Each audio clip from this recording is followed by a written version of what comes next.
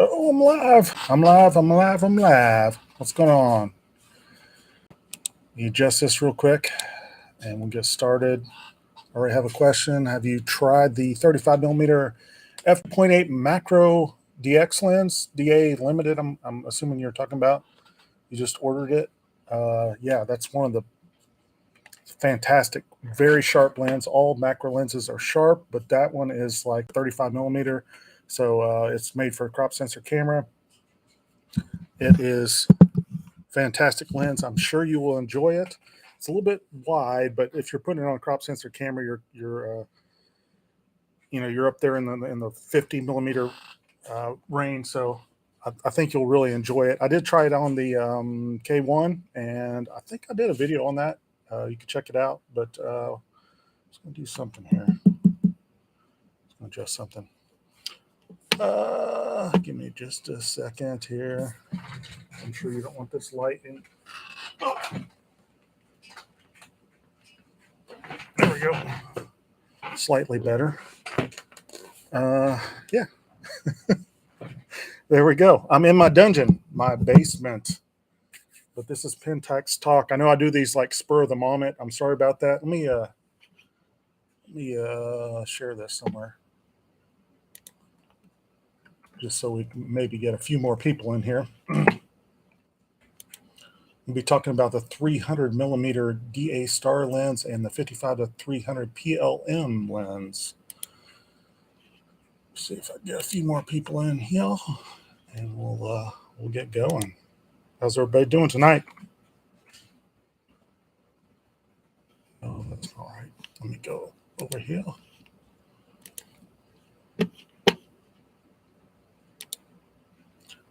My wife's waiting to take a walk. What is it? It's 7 here Eastern Standard Time, and it says it feels like 100 degrees outside right now. These summer temperatures are crazy.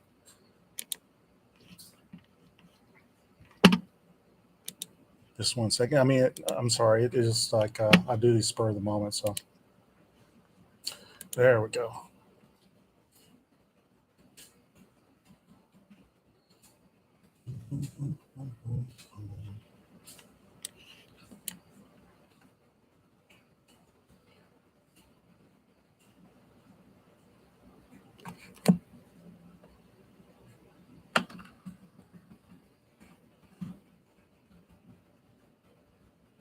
Now, I'll just leave it there. All right, there we go. We go back here, and we'll.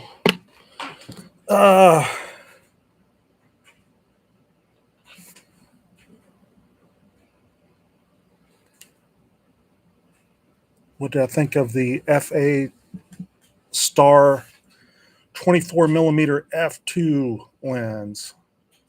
I actually sold that because I'm getting rid of the K1. I hadn't sold the K1 yet. The video I did prior, I've sold a lot of that stuff, but I've still got the K3 Mark III. Nobody's bought that yet. The K1 Mark II, nobody's bought that yet. And the 35 f 1.4 art series lens, nobody's bought that. Actually, nobody's really looked at that, which is kind of crazy. It's such a great lens. I was thinking it would sell really quick. I marked it down as $700. I got it on eBay. And I think that's all of what I had to sell. Most of the other stuff sold pretty quick because it was like, under the $500 range. So that stuff tends to sell a lot quicker. What DA primes work on the K1? 40 millimeter is great. Little pancakey lens, that's great. You're talking about in full frame mode. Yeah, the 40 millimeter, the 200 millimeter, the 300 millimeter. And there's some 50s, but don't quote me on this. I'm not sure on the 50s there. I hadn't owned a lot of the 50s, but of course you could, get any vintage film lens and it would work great on the K1. But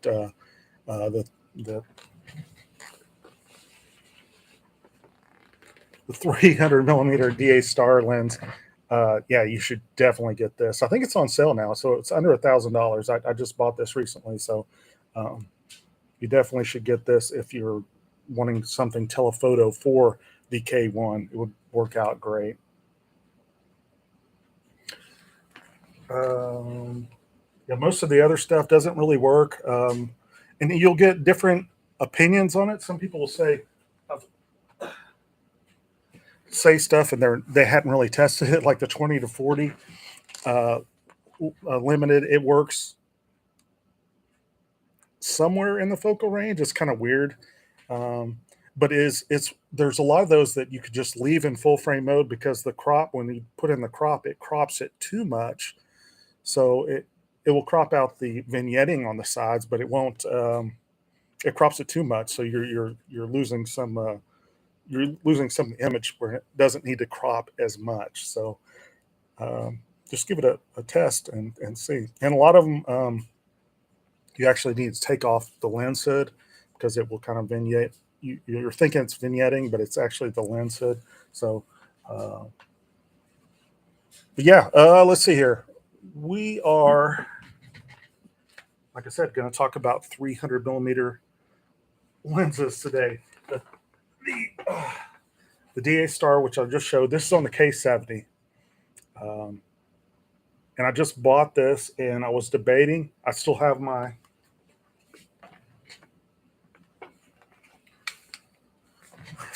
the K3 Mark III, and I've got the 55 to 300 on here. And I had not used this since I bought the DA Star lens.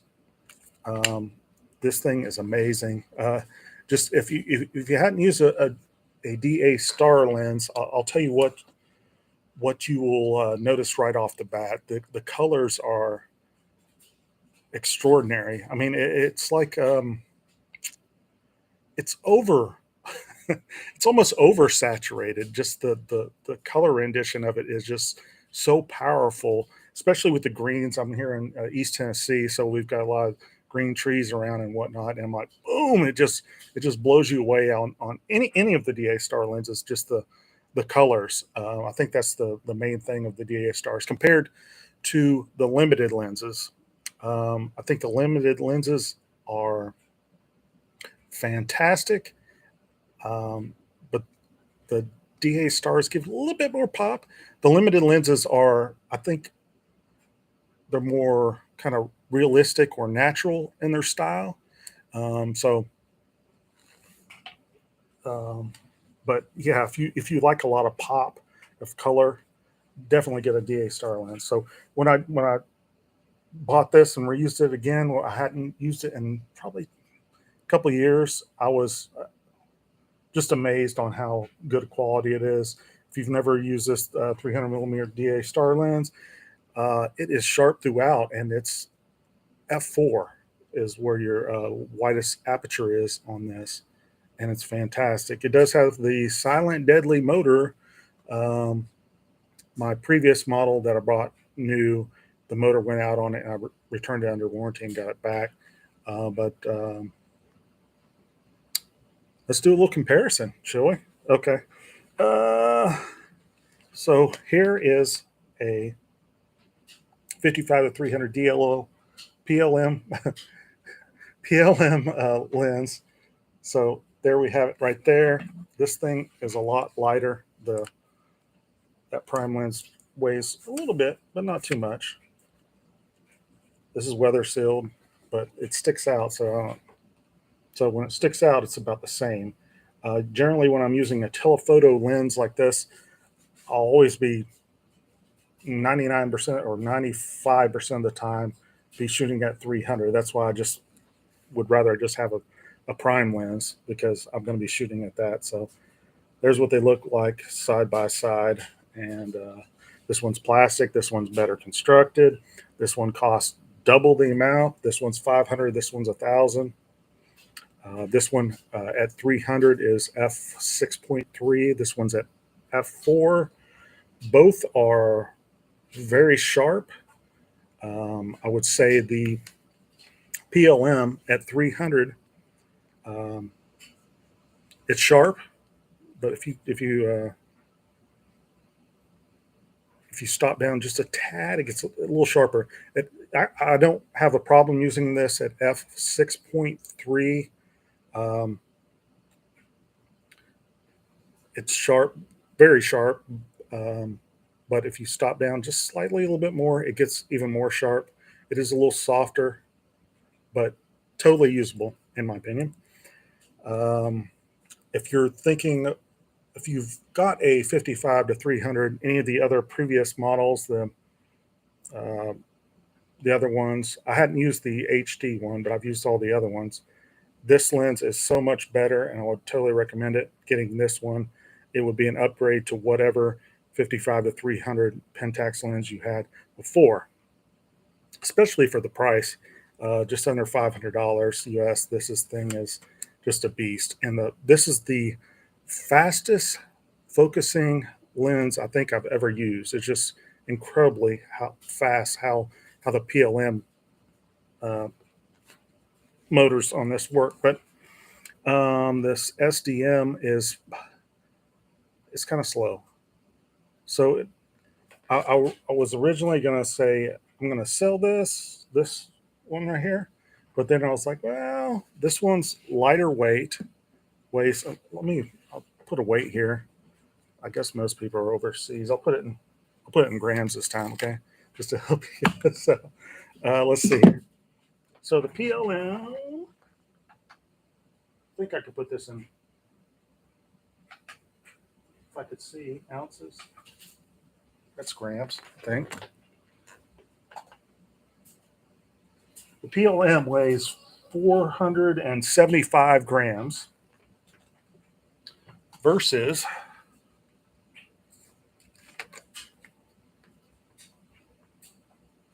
they both have the hoods on. The hood weighs a little bit more. The DA Star Prime lens weighs 1,240 grams, so it weighs more than double the PLM. And like I said, this PLM is faster shooting, or faster focusing. So these are they're almost like totally two different beasts here. This one, like image quality, is out of this world. But if you're doing action sports, this one's like super fast focusing. So, and it's still very sharp. So it's kind of like in between. But if you've watched my channel before, I mainly do like I would call nature photography is what my main thing is. I don't do a lot of action sports. I don't do very many birds in flight. So I would rather take a picture of a deer grazing than or a bird in a tree than a bird in flight. So that's why I got this, because the image quality is quite a bit better. I would say doubly better. So, and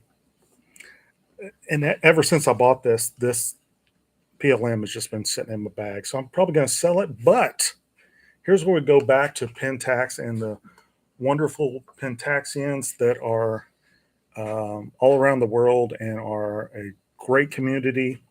I have here in my hometown, the USA cycling team is coming through. So I'm going to be taking both these cameras out, since this one I think is going to be a lot better with the action kind of these bikes running around. But I reached out, since I don't do a lot of action sports. I reached out to Lee Iveson and I said, hey, the US cycling team is coming through my town. They're doing a practice run or whatever. And I want to get some really cool shots. I want to do some of those panning shots. And I've never done that before. I know a lot of people do those with cars and other stuff. And Lee Iveson does some amazing photocross stuff. I linked his channel below, so make sure and check it out if you hadn't. Probably most of you have it that are followers of Pentaxian stuff. But and that's a great thing about Pentaxians. You can reach out to them, and they're really nice. Back in my Canon years, you don't get the you don't get the support that you do with all the Pentaxian family. It's a great community, and I really enjoy it. I've said that before.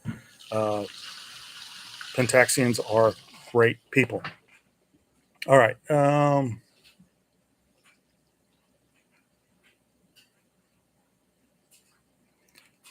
love some of these new lenses. I'm going to fix income. Ooh, spent $30,000 between 95 and 2010. They'll have to do. Okay. Actually, if you're watching this a couple hours later, it takes like 12 hours for these chats to show up. If this is done, so you might want to come back and watch it later, or just listen to me ramble on, because that's what I do on this channel. You know that. All right. Now let's do a little weight comparison again. So these are the two cameras and lenses I'm going to be taking out to do this cyclist. The U.S. cycle teams coming through, so I'm gonna weigh them. So this one actually weighs more. Yeah, this one weighs more. So this is the slower shooting K70 with the 300 millimeter DA star lens. Let's see how much this weighs total here. And I'm all about weight. That's why I went back to this, which is kind of odd, but come on. Let's see here. We're at 1925 grams on this one. Now we're going to go with the, make sure I have a battery in here. The batteries on the, yeah, batteries on the K3 Mark III weigh quite a bit more. And with the PLM, we're at 1310, 1300. What do you got? 1300 versus 1935. So quite a bit of difference there. But we'll see what comes out of this trip. I'll be doing a video, so and I'll be seeing how that turns out. But anyway, Lee Iveson said, I asked him, I said, hey, if I'm going to be doing these panning shots, what's a great starting shutter speed? Because I have no idea. I hadn't done anything like that before. And he gave me a really good answer and described everything. But he said to start out at 1/25th of a second and see where that goes. You could go lower or higher, and just that's a good starting point. So that's what I'm going to do, and we'll see what happens.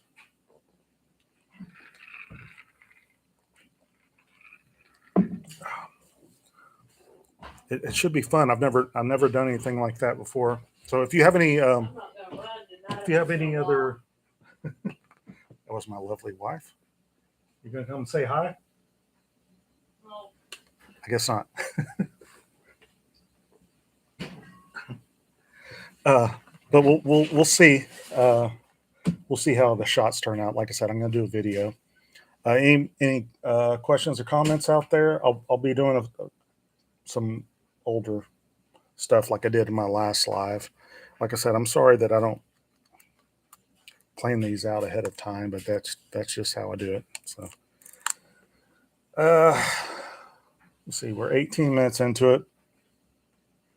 And any new Pentax news? I didn't look this up beforehand, but I'm assuming nothing is going on, because nothing really ever is. Another class action lawsuit. Hey, yeah, they're gonna move this around to every state. I've kind of beaten this to death, but so the class action lawsuits that keep popping up, because they'll lose in a state and then they'll go to the next state and the next state and next state and next state. This is all about the aperture block on the K30 and K50 mostly. And what this is just basically your camera will take darker pictures. And if I remember correctly, you could still use the camera, just use the aperture ring. But anyway, but basically, what those cameras are old. People put them in the closet for a year, and then um, they stop. The aperture whatever block happens. But I found, if I've never had an issue. I bought one camera off eBay that had that issue, which they didn't disclose. But I've owned a 3050 KS2. Yeah, I've owned most of them, and I've never had that issue. Just basically because I shoot all the time. It's mainly for people that don't shoot all that much, and some lawyer got involved, and I don't know. So they've lost in a couple of states already. So that what they'll do is they'll they'll file the lawsuit in one state and then move to the next state until they eventually win. So they're going to go through all 50 states basically until they win this lawsuit or whatever. Basically, what they're trying to do is basically make Pentax run out of money, basically on their legal side, and then they'll just say, okay, we'll settle, and that's what they're looking for. That's what I think, at least. That seems like what's going on, but yeah, cameras break. You go you go on eBay and type in Canon and put do your search, broken for parts, and what I have how many D70s? Yeah, D70s. I've got like 3 or 4 that are broken. I mean, cameras break. It's just part of it. Yeah, they should last more than 10,000 clicks, but if you've had the camera for like gazillion years, I mean, when was the K? Let me see. When was the K30 release? Anybody know right off that? Pentax K30 release. Let's see. 2012. So it's 10 years old. Uh, yeah, I mean that's not too old, but still, I mean, if you got a 10-year-old camera and you're putting less than 10,000 clicks on it, I mean, it just seems kind of weird to me. Anyway, what else was in the? I'm on the Pentax rumor site. Oh, the new GPS2, the the new module or whatever adapter thing to put on there to do the GPS stuff, the Star Tracer and all that. They released that, and yeah, that's about it. I mean, not a lot of. I mean, they did a lot this previous year, so um,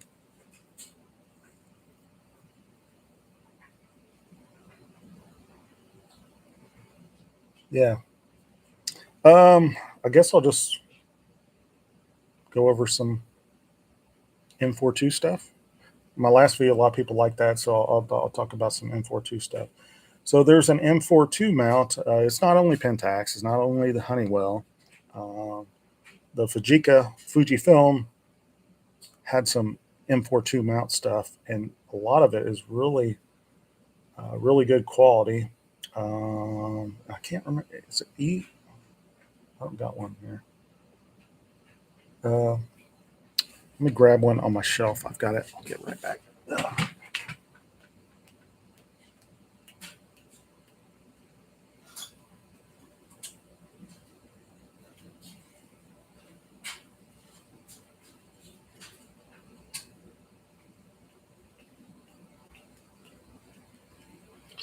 Yeah, so these are highly desired, and they go for good money. Let me put my glasses on here. The EBC Fujinon M42 mount lenses. I sold a macro lens of this for $150. So it took a while to sell because it was kind of dinged up, but I mean the optics were clear.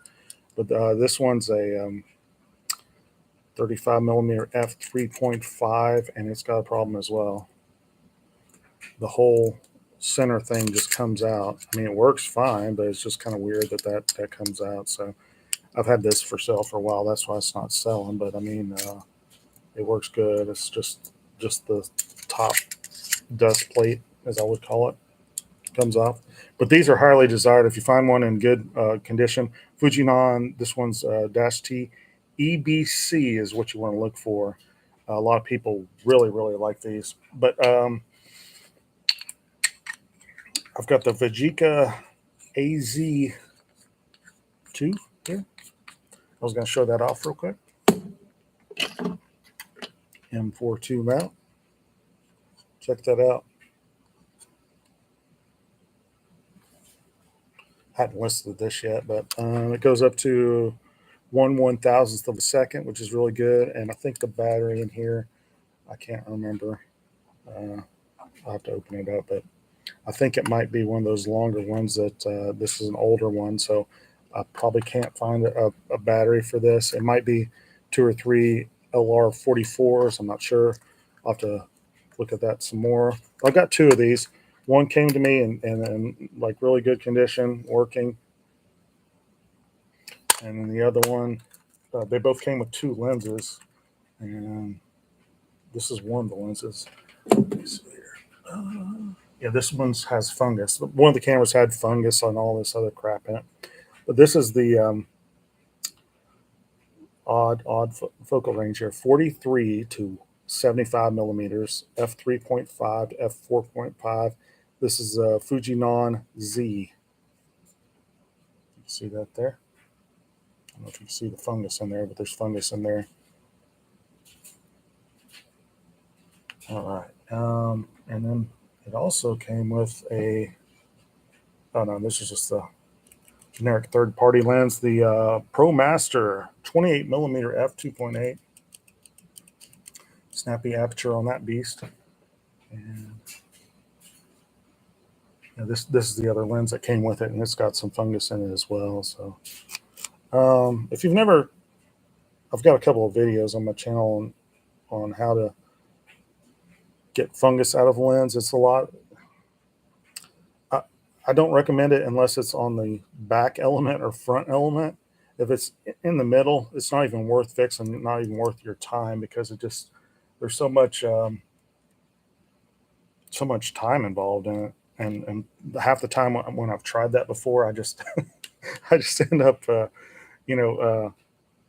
can't really get it back together right. So that's what scares me about the aperture block or whatever. It's like all these tiny screws. I watched somebody do it the other day, and I was like, my God, I'm like, my hands, they're a little steady there, but sometimes they're like kind of shaky. Too much coffee in the morning. I'm like, how? And it's like super tiny, and my eyes are getting worse and worse. So it's hard to get in there and do that. All right. Any other Pentax questions? I've got one more camera. This is Yashica that I'm going to go over here in a second. But not too many people on here, but I appreciate everybody stopping by and tuning in. I do have, I'll tell you, not Pentax related, but I am loving this camera. I don't think maybe I talked a little bit about this last time. This is the Olympus EM5 that I bought. It's the Mark III, and I've had a few of these cameras, and this one's the best one I've had. It's just great. It's mirrorless. So it's funny. People were talking about the K3 Mark III getting a bunch of dust, and it was like, look at this. I mean, how is there not going to get dust in that? These mirrorless, it's just like right there in your face. There's a sensor. So anyway, I've enjoyed it because I just bought a prime lens. What is this? 12 millimeter? What is it? 14 millimeter. So it's 28 millimeter equivalent because the Micro Four Thirds sensor has a ×2 crop factor. So this has been really great. It's super lightweight, easy to run around with. I had a lot of fun using this. If you're looking for a second system, definitely check out the Micro Four Thirds system. It's really incredible. And this one works so much better than the EM10. I've had several copies of EM10, and it's definitely worth the extra money if you're wanting one of these. But this is Pentax stock, so does has outstanding 4K. And yeah, somebody asked a question about me comparing the K3 Mark III 4K to the EM5 Mark III 4K, and there's I did the autofocus deal, and I prefer the EM5 at Olympus. It's just a lot better used. The autofocus is better, but when I'm behind the camera filming somebody else, and I think most of the cinematic guys do this, they like to use manual focus, but I don't do that all that often. But I should do a video like that and just show off what you can do with some of these cameras. Kobe did a pretty cool video showing off some tripod stuff that he did, trying to get some stabilization, and that was pretty cool. But okay, let's just go over this Olympus and we'll call it the day, unless somebody else has any questions about Pentax stuff. But we got this is a point and shoot Yashica, and I don't know anything about this, so I'm gonna put my glasses. And fully automatic. We've got a 38 millimeter f2.8 lens on here. This almost looks like it's cool to get this stuff in. I mean, I love getting this stuff in. You can kind of check it out. Let's see here. Almost looks like, I can't be. Let me see.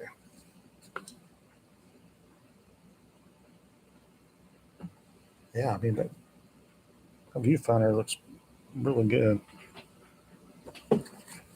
Let's see if that'd be cool. How close can this webcam go? Ah! Anyway, it looks really good looking through the viewfinder there. Focus lock. It's just a fixed lens, and I'll give you a tour of it real quick. What model is this? It just says fully automatic. And where is the model number on this? Autofocus. I don't know. If you hadn't heard of Yashica, they make some great stuff. Let me open up the back door. There's the back door.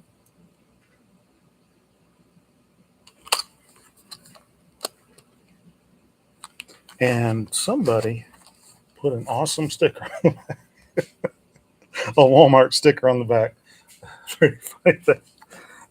All right, so that's the Yashica, and I have no model number to give you, but this looks like a good quality camera. Some of these older film point and shoots go for quite a bit of money, and this one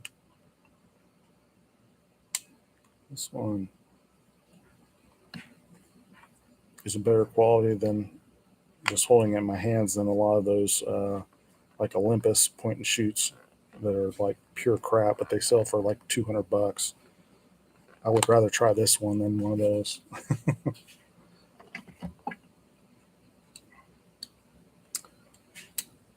All right, we're at 34 minutes. Anybody have any questions here? My dream Pentax is the Pentax 645, but it's still too much money. Yeah, you get up there when you get those medium format cameras, they start to go higher and higher and higher. But you just got to keep on looking. You could do a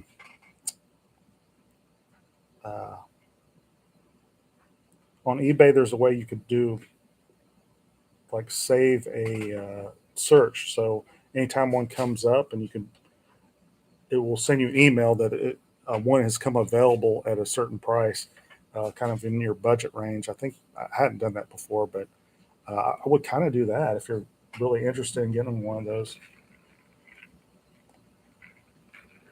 And I sell a lot of film cameras, and they're fun and all, but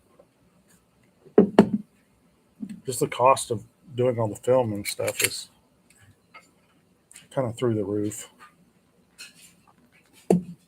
So, all right, I guess I'm done rambling on. Thanks everybody for tuning in,